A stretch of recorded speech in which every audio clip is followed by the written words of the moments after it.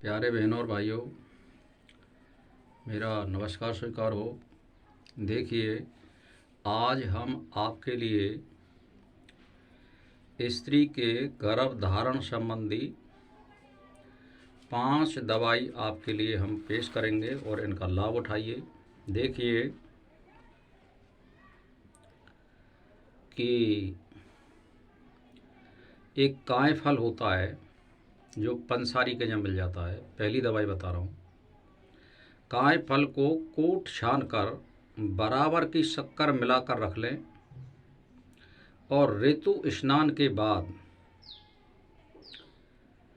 यानी ऋतु स्नान 4 या 5 दिन बाद हो जाता है, और 3 दिन तक हथेली भर, यानी हथेली भर का मतलब है आप एक चुटकी में जितना आ जाता है वो चूरन इतना लेना है। इस चुटकी में जो आ जाता है, यानी ज़्यादा से ज़्यादा 1.5-2 ग्राम।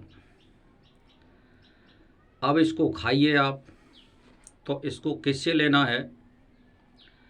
इसको आप ताज़ा पानी से लें और ऊपर से आपको दूध और भात, यानी चावल का भोजन लेना है। दूध और चावल का, यानी जैसे चावल पका लो और उससे दूध से खाइए, लेकिन खीर नहीं खानी है।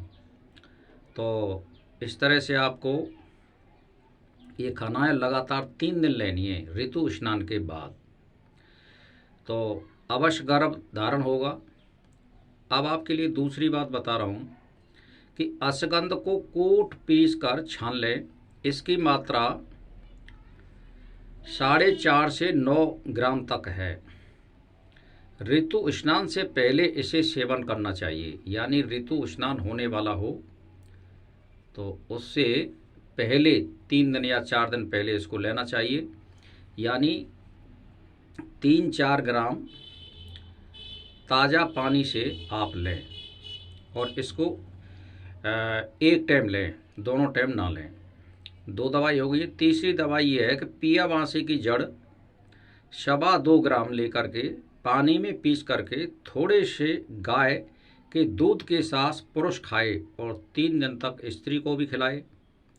उसके बाद स्त्री पुरुष का मिलन होना चाहिए तो गर्भ अवश्य रहता है। तीसरी दवाई ये हो गई साहब आपकी। अब चौथी बता रहा हूँ कि काले धतूरे के फूल पीस करके शहद में मिलाकर खाने से अवश्य गर्भ रहता है। काले धतूरे और सफ़ेद धतूरे में फ़र्क होता है। ये आपको कहीं कहीं मिल जाता है काले धतूरे का। तो इसको 1-2 फूल ले लें और उतना ही उसमें शहद और घी मिला लें। मतलब काले धतूरे के फूल पीस करके शहद और घी मिला करके खाने से, यानी शहद और घी बराबर के नहीं होने चाहिए, एक ज़्यादा एक कम होना चाहिए। इसको आप शाम को लें, 3 दिन लें इसको ऋतु स्नान के बाद। 5वीं दवाई है कि एक कहने का मतलब समुद्र फल होता है जो पंसारी के यहाँ मिलता है, थोड़े से दही में मिला करके नगल जाएं, ने से अवश्य गर्भ रहता है। यानी समुद्र फल एक होता है, इसको लाइए आप पंसारी से। इस फल को थोड़े से दही में मिलाकर नगल जाएं, यानी ये साजा नगलना पड़ता है दही में मिला करके। तो ये भी ऋतु स्नान के बाद लेनी है। तो भाई और बहनों, आपके लिए मैंने ये 5 दवाई शेयर की हैं। इनसे फ़ायदा उठाइए और इसमें कोई साइड इफ़ेक्ट भी नहीं है, तो इसको आप लीजिए। कल मैं आपके लिए फिर 5 दवाई आपको बताऊंगा। तो इस तरह से मैं इसमें गर्भ धारण के लिए कम से कम 5 वीडियो बनाऊंगा, जिसमें आपको पुत्र संतान का भी उपाय बताया जाएगा। वैसे हालांकि पुत्र और लड़की में कोई ऐसा फ़र्क नहीं है, पर फिर भी दोनों तरह की मैं आपके लिए दवाई बताऊंगा, लड़की की भी और लड़का की भी।